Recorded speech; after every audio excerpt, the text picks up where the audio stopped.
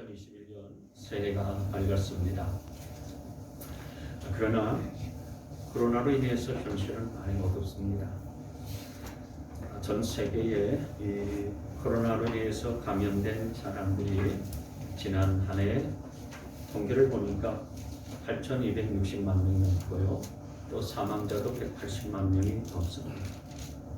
그리고 우리나라도 이제 겨울에 접어들면서 코로나 환자 확진자가 늘어가는 추세에 있는데 거의 1,000명이 육박할 정도로 늘었습니다. 우리가 지난 한 해 동안 코로나로 인해서 많이 지쳐 있고 또 지금도 코로나와 계속해서 싸운다고 힘이 많이 빠진 상태입니다. 올해는 코로나가 속히 지나갔으면 좋겠다 이런 바람들이 많이 있으실 텐데 그러나 해가 바뀌었다고 해서 당장 코로나가 해결되지는 않을 것 같습니다. 전문가들은 올 여름까지는 백신 접종을 마치게 되면 가을부터는 마스크를 벗는 날도 오게 될 것이다 이렇게 전망들을 하지만은 그러나 좀 더 인내하면서 기다려야 될 것 같습니다. 우리가 백신을 맞고 또 코로나가 종식된다고 해서 우리의 인생의 모든 문제가 다 해결되고 끝나는 것은 아니기 때문에 그렇습니다. 여러분, 코로나가 아니더라도 코로나가 끝난다 할지라도 우리 인생의 문제는 끝나는 게 아니고 계속해서 문제의 연속인 것이 우리의 인생입니다. 어떻게 하면 우리가 우리 인생 속에 있는 문제들과 위기들을 극복해 나가면서 회복할 수 있을까? 우리 인생이 겪는 많은 문제와 위기 속에서 우리가 참된 회복을 경험하려면 하나님의 은혜가 필요합니다. 하나님의 은혜만이 인생의 위기와 문제들을 능히 해결할 줄 수 있기 때문에 그런 것입니다. 그래서 2021년 새해에 여러분과 여러분의 가정에 하나님의 은혜가 풍성히 임하여서 모든 위기와 문제들을 다 해결받는 한 해 되시기를 주님의 이름으로 축원합니다. 오늘 야곱은 그 하나님의 은혜로 말미암아서 모든 위기 속에서 반전을 경험하고 회복을 경험하는 그런 은혜를 더듬는데요. 원래 야곱의 가정을 가만히 보면은 풍요롭고 행복한 그런 가정이었어요. 그런데 세겜이라는 곳에 옮겨와서 살고 있을 때에 어느 날 그 야곱의 딸이었었던 디나가 그 세겜의 주장으로부터 강간당하는 사건들이 벌어져요. 그러자 자기 여동생이 그 세겜 주장으로부터 강간당하는 것을 알고서 이 야곱의 아들들, 디나의 오빠들이 가만히 있지 못하고 분노에 차서 세겜의 남자들을 다 죽입니다. 어떻게 죽이냐면 세겜 남자들로 하여금 속여서 할례를 받게 해요. 할례는 남자가 받는 포경수술을 말하는 건데 그 포경수술을 다 받게 하면서 거동을 할 수 없게 되어졌을 때에 갑자기 급습을 해서 세겜 남자들 모조리 죽입니다. 아주 비참한 살인이 벌어졌죠. 그뿐만 아니라 그 세겜의 모든 가족들, 남자 가족들과 그리고 재산까지도 다 약탈하는 이런 일들을 저질렀습니다. 일이 이렇게 커지니까 아버지 야곱은 앞이 캄캄했어요. 어떻게 이 일들을 헤쳐나가야 될지 막막했습니다. 너무 큰 사건이었기 때문에 그 아들들뿐만 아니라 가족들의 목숨이 위태로운 지경까지 이르렀어요. 그런데 이런 상황 속에서 야곱의 가정에 놀라운 반전과 회복의 역사가 임하는데요. 그게 어떻게 일어나게 됐냐면은 하나님의 크신 은혜가 그 가정 가운데에 임하니까 앞이 캄캄하고 답이 보이지 않던 문제가 순식간에 해결되어지고 풀려지게 된 거예요. 그래서 본문 5절 말씀에 보시면은 이런 말씀이 있어요. 그런 다음에 그들은 길을 떠났다. 그러니까 야곱의 가족이 세겜 땅을 도망갔다 그 얘기예요. 하나님이 사방에 있는 모든 성읍 사람을 두려워 떨게 하셨으므로 아무도 야곱의 아들들을 추격하지 못하였다. 그러니까 야곱의 가족이 무사히 세겜에서 벗어날 수 있었던 이유는 뭐냐? 그건 하나님께서 사방에 있는 모든 성읍 사람들을 두려워 떨게 하셨기 때문이다. 이렇게 성경은 말씀하고 있어요. 다시 말씀드리면 하나님이 주위에 있는 그런 부족들에게 두려워 떨게 하여서 야곱의 가족을 추격하지 못하게 막아 주셨다는 거예요. 이게 하나님의 은혜인 줄 믿습니다. 아멘. 하나님이 대적들을 막아 주신 거예요. 은혜로 보호해 주신 거죠. 그리고 그 후로도 하나님의 은혜는 계속 되어지는데요. 9절 말씀을 보시면은 야곱이 paddan 아람에서 돌아온 뒤에 하나님이 그에게 다시 나타나셔서 복을 주셨다.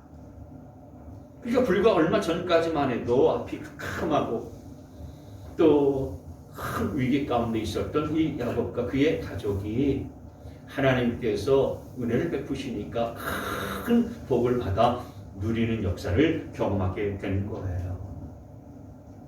그러면 이 야곱의 가족이 이렇게 하나님의 큰 은혜를 받을 수 있었던 이유가 뭘까? 오늘 야곱이 야곱과 그의 가정이 이런 위기와 엄청난 사건들을 겪은 상황 앞에서 하나님의 은혜를 받으니까 이렇게 복을 받고 문제들이 해결되어지는 역사들을 경험하게 되잖아요.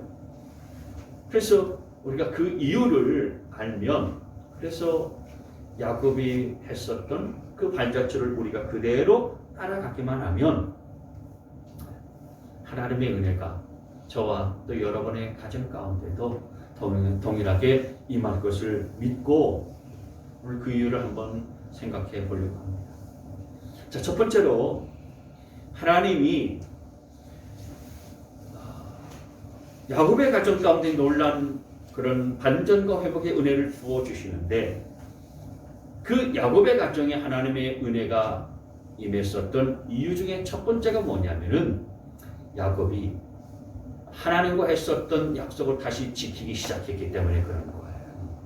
하나님과 약속을 지켰어요. 같이 한번 읽습니다. 시작. 하나님과 약속을 지켰다. 여러분, 야곱은 과거에 하나님과 했었던 약속이 있었는데 그것을 잊어버리고 있다가 그 약속을 이제 다시 기억하고 지키기 시작했어요. 그래서 회복의 은혜가 그의 가정 가운데 임하기 시작했었던 거예요.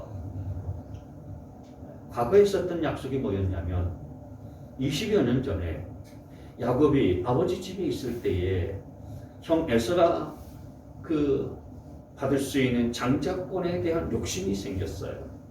그래서 형 에서를 팥죽 한 그릇으로 속이고 아버지의 장자권을 자기가 차지했죠.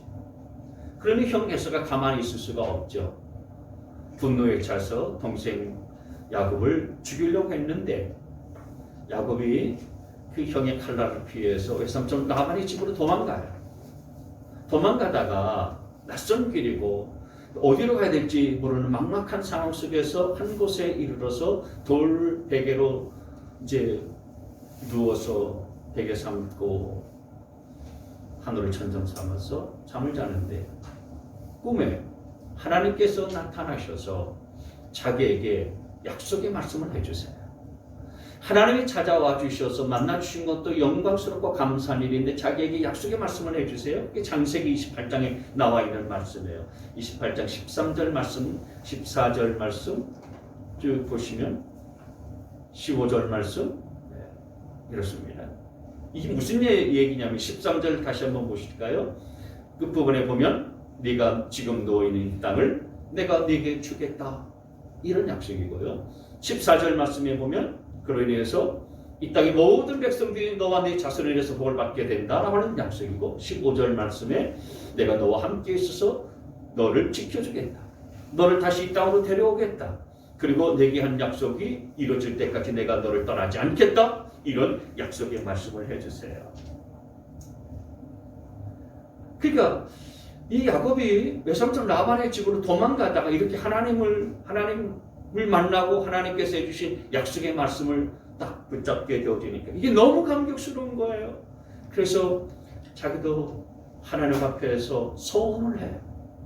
어떤 소원을 하냐면 21절, 20절 말씀에 보면 야곱은 이렇게 소원합니다. 하나님께서 저와 함께 계시고 제가 가는 이 길에서 저를 지켜주시고 먹을 것과 입을 것을 주시고 제가 안전하게 저의 아버지 집으로 돌아가게 해주시면 조건부 서약이죠. 이렇게 해주시면 주님이 저의 하나님이 되실 것이며 22절 제가 기둥으로 세운 이 돌이 하나님의 집이 될 것이며 하나님께서 저에게 주신 모든 것에서 열의 하나를 하나님께 드리겠습니다. 무슨 얘기냐면은 하나님이 저를 지켜주시고 외삼촌 라반의 집에 무사히 가게 하셔서 거기서 먹을 것과 마실 것이 있기에 채워주시고 그리고 훗날 제가 고향 땅으로 다시 돌아오게 해주시면은 제가 정말 하나님을 잘 섬길 것이고 또 하나님을 만난 이 장소를 베델로 정해서 이곳에서 하나님을 예배할 것이고 또 제 소득의 11조를 하나님 앞에 드리겠습니다. 이렇게 소원하고 약속하는 거예요. 그래서 여러분 하나님은 정말 야곱에게 약속해 주셨던 앞서 28장 13절에서 15절의 말씀에 그 약속을 하나님은 정말 다 이루어 주셨어요. 약속하신 대로 야곱에게 함께 하시면서 큰 복을 주셨어요. 그래서 외삼촌 라반의 집에 무사히 도착하게 해 주셨을 뿐만 아니라 그 외삼촌 라반의 집에서 20여 년 동안 머물면서 큰 부자가 되게 만들어 주셨어요. 그리고 20년 만에 다시 고향 땅으로 돌아올 때는 갈 때는 혼자 갔었는데 이제 고향으로 돌아올 때는 두 아내와 그리고 아들들, 자녀들, 많은 종들 그리고 엄청난 가축대를 이끌고서 고향 땅으로 돌아오게 해 주셨어요. 그리고 고향 땅으로 나중에 돌아와서 형 에서와 화해하게 만들어 주셔서 정말 하나님이 약속하신 것을 그대로 다 지켜주세요. 하나님은 야곱에게 나타나셔서 약속하신 것을 다 지키셨어요. 그렇다면 야곱도 그때 하나님과 만나서 소원했었던 약속들을 다 지켜야 마땅하지 않겠어요? 근데 그 야곱은 하나님과 약속했었던 약속을요 잊어버리는 거예요. 그 약속을 지키려면 먼저 베델로 가야 되는 건데 베델로 가지 않고 어디로 가냐면 숫곳이라고 하는 곳에 먼저 갔어요. 그리고 숫곳에서 다시 이사해서 어디를 갔냐면 세겜이라고 하는 곳에 간 거예요. 그 세겜 땅에 가서 머무를 때에 제가 서두에 말씀드렸었던 딸 디나가 폭행당하고 그 아들들이 복수를 한다고 세겜 남자들을 모조리 죽이는 이런 일들이 터지게 된 거예요. 그러니까 야곱이 하나님과의 소원한 것들을 지키지 않고 현실의 삶에 계속 안주하니까 하나님의 보호하시는 손길이 어느 순간인가 사라져버리고 떠나가 버린 거예요. 그래서 가정이 쑥대밭이 된 거예요. 근데 문제는 야곱이 그렇게 가정이 쑥대밭이 된 상황 속에서도 하나님의 약속을 기억하지 못한 거예요. 그만큼 야곱은 영적으로 둔감했어요. 그리고 영적으로요 잠들어 버려 있었던 거예요. 그래서 그런 모습을 보고서 하나님께서 야곱에게 직접 나타나셔서 이렇게 말씀하세요. 그게 오늘 본문 1절 말씀이에요. 넘겨보세요. 하나님이 야곱에게 말씀하셨다. 어서 베델로 올라가 거기에서 살아라. 네가 네 형 에서 앞에서 피해 도망칠 때 너에게 나타난 그 하나님께 제단을 쌓아서 바쳐라. 어디로 가라고 말씀하신 겁니까? 베델로 가라. 그렇게 말씀하시는 거예요. 베델로 가서 너 나한테 과거에 그 베델에서 약속한 것, 소원한 것 있잖니?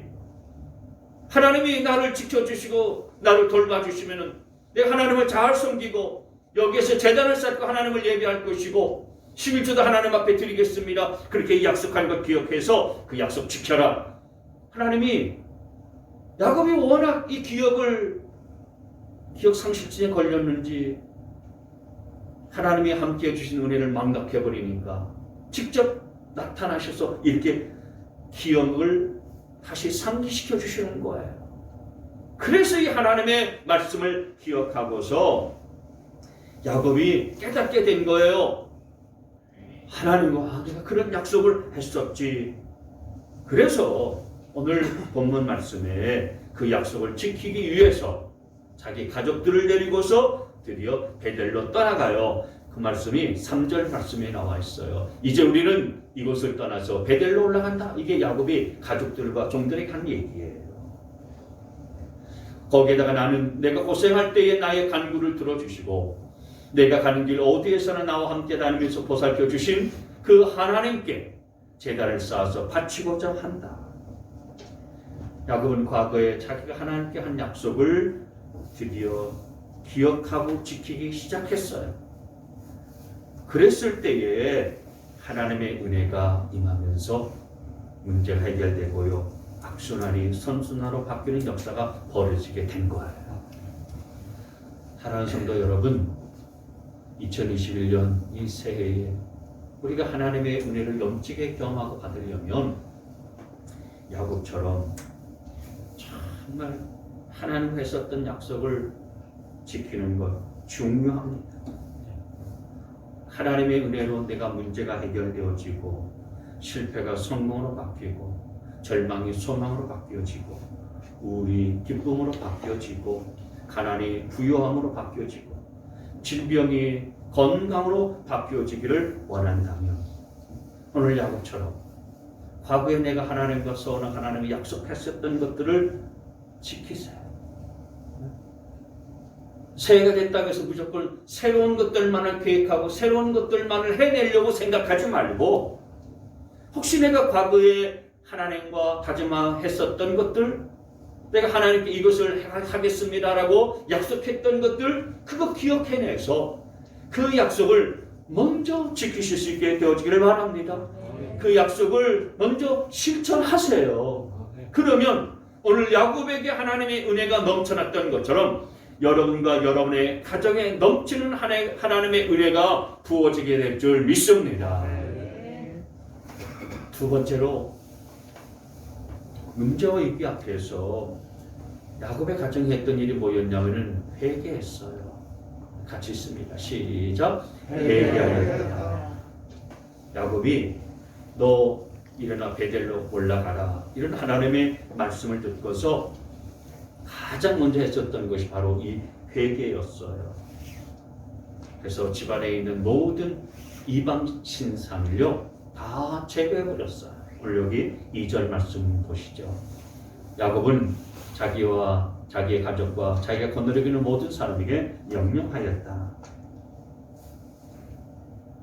너희가 가지고 있는 이방 신상들을 다 버려라. 몸을 깨끗이 씻고 옷을 갈아입어라. 집안에 있는 모든 신상들, 우상들을 다 버리고 정결케 하라라고 하는 그런 얘기죠. 바로 이게 회개예요. 그러니까 바꿔 얘기하자면은 집안에 있는 우상을 버리지 않냐고 하나님 앞에 제사를 드려봤자 하나님께서 그 제사를 기쁘시게 받으시지 않는다는 것을 야곱이 알았던 거예요. 그래서 우리 집안에서 먼저 해결해야 될 것은 우상을 제거하는 것이다. 그래서 하나님 앞에 회개하는 것이 먼저다. 그리고 하나님 앞에 잔들을 쌓고 제사를 드려야 한다. 야곱은 회개하는 것이 우선인 것을 알았기에 그의 가족들에게 우리가 우상부터 먼저 제거하자. 하나님 앞에 회개부터 먼저 시작하자. 이렇게 가족들에게 일렀던 거예요. 여러분, 우리가 새해를 맞이하면서 하나님이 크신 은혜가 내 삶 가운데 또 우리의 가정 가운데에 내가 드리는 예배 가운데 임하기를 원한다면 우리가 먼저 회개해야 합니다. 왜냐하면 하나님의 은혜를 가로막는 죄악, 우리의 허물, 이것을 회개하지 아니하고서 내가 여전히 그 죄악을 가슴에 품고 예배하는 한 하나님이 그 예배를 기쁘시게 받지 않으시기 때문에 그래요. 여러분, 보통 한약을 드실 때에 먹지 마라 하는 게 있죠. 한약 먹을 때 뭘 먹지 말라고 그래요? 생. 무, 돼지고기 뭐 이런 거 먹지 말라고 그러지 않습니까? 왜 그렇습니까? 함께 먹으면은 한약의 효과가 전혀 나타나지 않기 때문에 그런 거잖아요. 마찬가지예요. 하나님의 은혜도 똑같습니다. 내가 짓고 있는 죄 회개하지 아니하고 여전히 남아있고 내 가슴속에 남아있는 죄를 회개하지 아니하고서 아무리 하나님 앞에 예배를 드리고 하나님의 말씀을 읽고 별짓을 다 해봤자 하나님의 은혜의 역사가 나타나기 어렵기 때문에 그래요. 그래서 중요한 것은 여러분 새해 하나님의 은혜를 우리가 넘치도록 경험하는 그런 한 해가 되려면은 하나님 앞에 먼저 회개하는 것이 중요합니다. 근데 보통 회개라고 하면은 하나님이 싫어하는 것을 버리는 것이다, 끊어버리는 것이다 이렇게 생각을 해요. 그래서 내가 이전에 지었던 죄나 나쁜 습관들을 다 끊어버리고 멈춰버리고 다 버리는 것을 회개라고 생각해요. 물론 맞는 얘기예요. 그러나 회개는 거기에서 그치지 않아요. 회개는 우리가 죄와 나쁜 습관들을 다 끊어버리고 다 버리는 것도 회개이지만 더 나아가서 진짜 회개는 하나님이 싫어하는 것을 버리고 다 끊어버리고 하나님 기뻐하시는 일을 시작하는 거예요. 그냥 끊어버리고 멈춰버리고 버리는 것은 반쪽짜리 회개예요.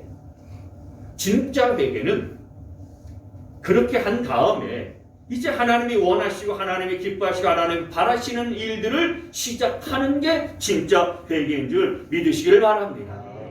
그래서 오늘 야곱은 그런 진짜 회개의 모습을 우리에게 보여주는 거예요. 하나님 앞에 제단을 쌓고 제사를 드리기 전에 먼저 뭘 하는 것입니까? 우상을 다 제거해버리는 거예요. 집안에 있는 이방 신상을요 다 던져버리는 거예요. 회파해버렸어요. 그리고 난 다음에 거기서 끝나지 아니하고 하나님 앞에 나가서 제단을 쌓고 제사를 드리기 시작했다는 거예요. 하나님이 기뻐하시는 예배를 드리기 시작했다 그 얘기예요. 그렇기 때문에 2021년 새해에 우리가 하나님의 넘치는 은혜를 경험하기를 원한다면 그 은혜를 가로막는 주범인 죄를 회개해야 하는 것입니다.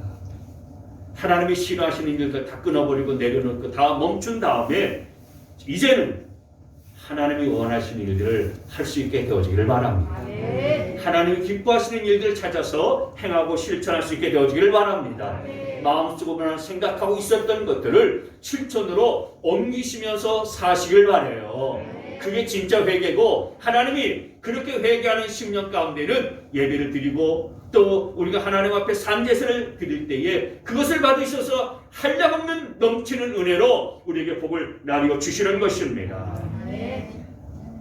세 번째로 이런 위기와 문제 앞에서 야곱의 가족이 했었던 일은 뭐냐면 베델로 올라가서 제단을 쌓고 제사를 드리는 거였어요. 제단을 쌓았다. 시작. 제단을 쌓았다. 오늘 본문 6절 7절 말씀을 제가 한번 다시 읽겠습니다. 야곱과 그가 거느린 모든 사람이 가나안 땅 루스 곧 베델에 이르렀다. 야곱이 거기에서 제단을 쌓은 뒤에 그가 형을 피해서 떠날 때 베델에서 하나님이 나타나신 것을 생각하고 그곳 이름을 엘베델이라 하였다.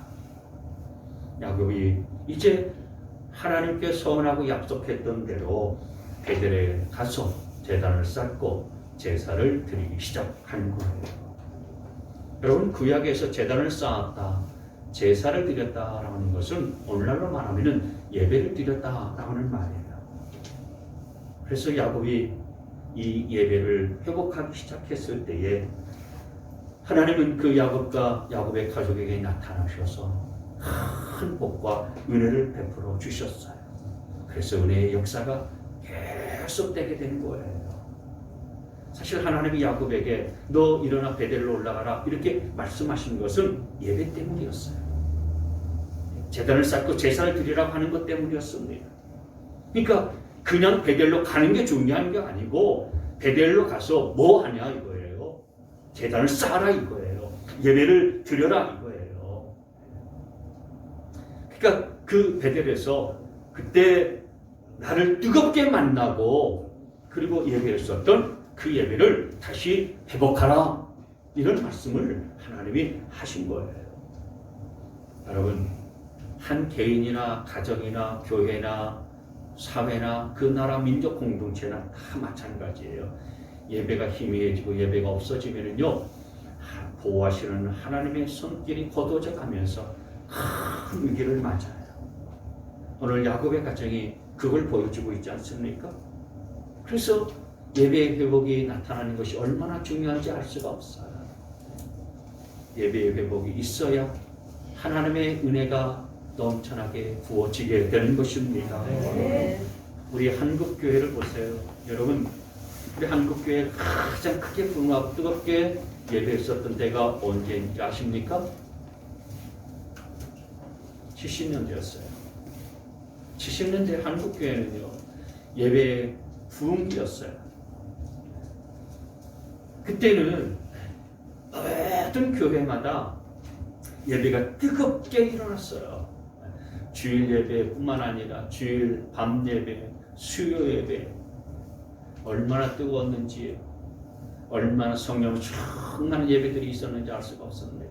그뿐만 아니라 뭐 새벽 기도회도 그렇고요. 그리고 금요 철야 기도회도 모이는 성도들마다 뜨거운 기도의 부르짖음이 있을 거예요. 간절하게 하나님을 예배하는 그런 사모하는 마음들이 있을 거예요. 성령으로 충만했어요. 산기도 유명한 거 아시잖아요. 양산 감리산 기도원에 그 바위 위에서 동굴 속에서 성도들이 간절하게 기도하고요. 그냥 소나무 뿌리 하나씩은 다 뽑았잖아요. 이웃교회에서요, 부흥한다, 포스를 딱 내붙이 이렇게 걸리게 되어지면요, 서로 너나 나나 할 것 없이요, 다 그 교회 가서 그 부흥에 참석해가지고 은혜를 받고요, 그 뜨거웠었던 열기와 하나님 앞에 기도하고 쥐 외쳤었던 이런 간절한 예배가요, 한국교회 70년대, 80년대, 그래서 그게 90년대까지 쭉 이어져 왔어요. 한국교회가 그렇게 예배가 회복되어져서 70년대, 80년대 지나왔을 때에 우리나라가요, 가장 국력이 크게 강성해졌었어요. 경제적으로도 번영을 누렸어요. 한강의 기적을 경험하게 만들어 주셨어요. 그런데 2000년대에 접어들면서 한국교회의 예배가 눈에 띄게 희미해지고요, 약화되기 시작했어요. 그 중요한 계기가 뭔지 아시죠? 주 5일 근무제. 주 5일 근무제가 딱 시행되어지면서 주일을 거룩하게 지키는 이 예배에 대한 의식들이 성도들 안에서부터 희미해졌어요. 약화되기 시작했어요. 그래서 토요일과 주일을 묶어가지고서요, 1박 2일 아니면 이틀, 3일 놀러 다니는 날로 쓰기 시작한 거예요. 세상 사람들은 그렇다 손치더라도 우리 믿는 사람들이 그렇게 그냥 이 주일날 그리고 토요일날 패키지로 묶어가지고요, 어디 여행 가고 맛있는 거 먹으러 다니는 이런 날들로 쓰기 시작했어요. 그래서 주일 밤 예배를 그때부터요 이사가기 시작했어요. 아니, 오후 예배가 어디로 이사갔냐면은, 예? 주일 밤 예배가요 오후 예배로 이사갔잖아요. 오후 예배로 이사갔다가 그 주일 오후 예배들이 어느 순간 사라져버렸어요. 여러분, 하나님께서 야곱에게 큰 복과 은혜를 부어주셨던 것은 우리 한국교회가 정말 90년대 중반까지는요, 뜨겁게 예배했을 때에 하나님이 이 나라, 이 민족에게 얼마나 큰 복을 주셨는지 알 수가 없습니다. 6.25 전쟁으로 인해서 나라가 완전히 폐허가 된 나라를요, 세계에서 놀랄 만한 그런 빛의 속도를 하나님께서 세워주셨잖아요. 근데 문제는 이제 어느 정도 먹고 살 만하니까요, 개인이나 교회나 우리 민족이 그래요. 이제 좀 밥술 좀 뜰만 하니까 하나님께 대한 예배가 점점점 희미해져 가는 거예요. 예배 자리를 떠나더라는 거예요. 예배가 정말 사라져요. 모이게 힘세가 옛날에는요, 성경 말씀 굳이 되지 않더라도요, 모이는 것을 얼마나 기뻐하고 얼마나 힘썼는지 알 수가 없어요. 근데 요즘은 그렇지 않아요. 아니, 이게 벌써 제법 됐어요. 2000년대부터는요. 이제 주말만 되면, 금요일 저녁만 되면 이번 주말과 주일, 일요일은 어디로 놀러 갈까, 어디로 여행 갈까, 온통 그 생각만 하고 있는 거예요. 그러다가 코로나를 맞아가지고서 외부적인 요인까지 직격탄을 맞으면서 예배가 위협받고 있잖아요. 여러분, 오늘 야곱이 베델에서의 그 뜨거웠었던 예배를 회복하지 않았다면 그의 가정 가운데 하나님의 넘치는 은혜는 부어지지 않았을 거예요. 하나님의 보호하시는 손길도 떠나고 없었을 거예요. 우리가 올 한 해 정말 코로나 시대에도 불구하고 또 다른 새해를 하나님 허락해 주셔서 맞이하고 있는데 이 예배를 회복하지 않으면 은혜가 넘치는 한 해가 되기는 어려워요. 정말 과거에 하나님을 간절하게 찾고 부르짖었던 이 베델의 예배, 우리가 그것을 다시 기억하고 회복해야 하나님의 은혜가 저와 여러분의 삶 가운데 또 우리의 가정들 가운데 계속해서 나타나게 될 줄 믿습니다. 네. 여러분, 가장 힘들고 어려울 때야말로 하나님의 넘치는 은혜를 경험할 수 있는 찬스, 환난 날에 나를 도우신다 말씀하셨잖아요. 네. 고난당한 것이 내게 유익이라고 말씀하셨잖아요. 네. 그러니 어려운 이 코로나 시대에 하나님의 은혜를 경험하고 하나님의 축복을 받을 수 있는 절호의 찬스이고 기회인데, 여러분, 위기라고 하는 것은 위험한 일이기도 하지만 그러나 기회도 된다는 거잖아요. 네. 하나님의 복을 받을 수 있는 기회란 거예요. 네. 하나님의 은혜를 이전보다도 더 넘치게 받을 수 있는 찬스라고 하는 거예요. 네. 올해 어렵고 힘겨운 코로나 시대를 우리가 계속해서 살아가고 있지만은, 그러나 이런 힘겨운 때 하나님의 은혜를 넘치게 받을 수 있는 기회로 만들어 가려면은 뭐가 필요하냐? 예배의 회복이 필요하다, 그 얘기예요. 네. 여러분 안에 예배 회복이 일어날 수 있게 되어지기를 바랍니다. 네. 예배 회복이 뭡니까? 이렇게 교회에 나와서 여러분들이 비대면 예배 드리라고 행정지침은 내려왔지만은 이렇게 교회에 나와 현장치 예배 드리는 것도 중요하지만은 더 중요한 것은 예배자의 자세와 태도예요. 예배자의 마음이고 중심이에요. 전심으로 하나님을 어디서든지 예배할 줄 알아야 되는 것입니다. 네. 하나님이 보시는 것은 몇 명이 모였느냐 그걸 보시는 게 아니에요. 모인 사람들이 하나님을 어떻게 예배하느냐, 하나님은 그 중심을 보시는 거예요. 네. 전심으로 예배하느냐, 신령과 진정으로 예배하라고 말씀했는데 과연 모인 사람들이 그렇게 신령과 진정으로 예배하는 자가 있느냐, 하나님은 그걸 보시는 거예요.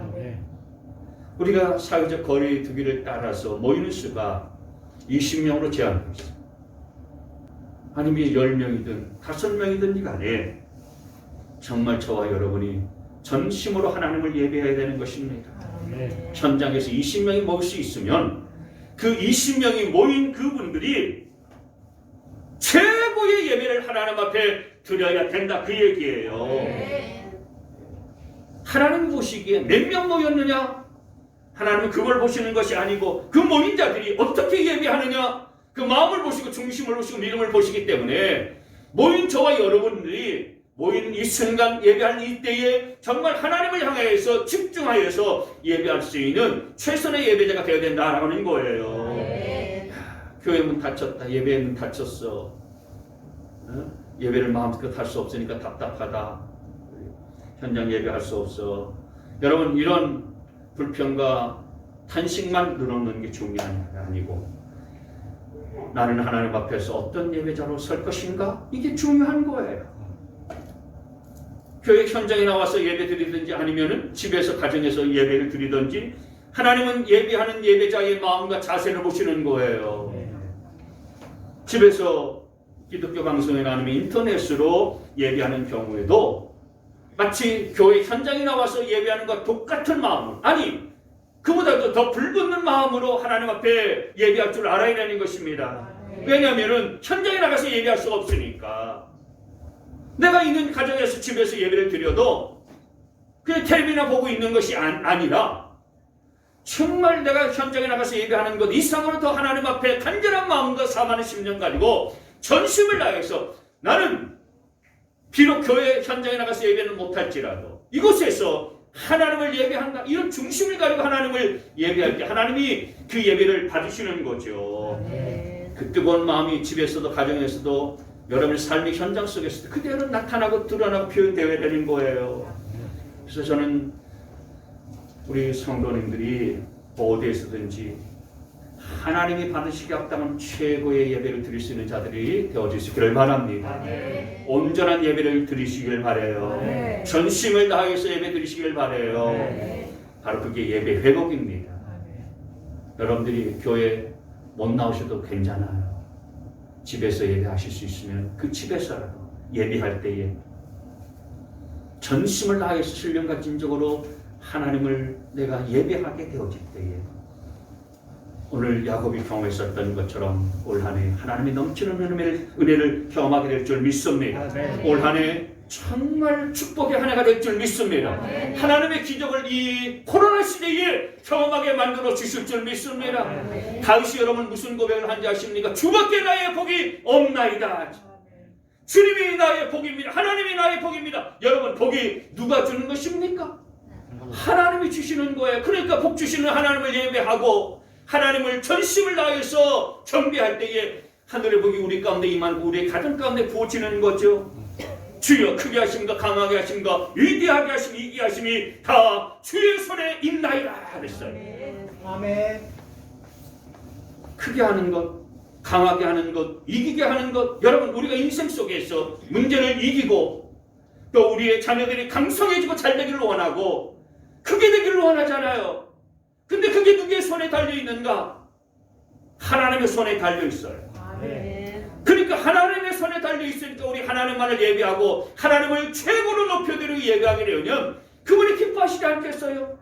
그분이 기뻐하시면 우리 가운데에 부어주시지 못할 축복이 어디 있겠습니까? 마음껏 부어주시고 은혜를 넘치도록 채워주시는 거예요. 아멘. 그래서 여러분 그 어느 해보다도요 여러분의 삶의 현장 속에서 열심히 하나님을 예배해서 예배의 회복이 여러분 가운데 임하게 되어지기를 바랍니다.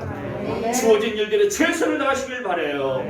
그래서 하나님이 행하실 역사를 기대하시기를 바랍니다. 해가 바뀐다고 해서 우리 인생 저절로 바뀌지 않아요. 우리가 겪고 있는 문제도 저절로 풀리지 않습니다. 자연스럽게 해결되어지면 얼마나 좋겠습니까만 그렇지 않습니다. 그런 막연한 기대를 다 버리고 확실한 것을 우리가 붙드실 줄 알아야 되는 것입니다. 오늘 야곱처럼 과거에 하나님과 했었던 약속들이 있다면 그것을 붙들고 실천하고 지키세요. 그리고 우리 앞에 하나님의 은혜가 내려오는 것을 가로막고 있는 죄악이 있다면 철저하게 회개하세요. 그리고 베델의 예배를 회복하셔서 하나님 앞에 나아갑니다. 하나님은 어떤 문제보다도 더 큰 문제, 그 어떤 상황이 있을지라도 하나님의 놀라신 은혜와 능력으로 말미암아 새해 우리의 가정과 또 우리의 교회와 이 나라와 민족 축복하실 줄 믿습니다. 아멘.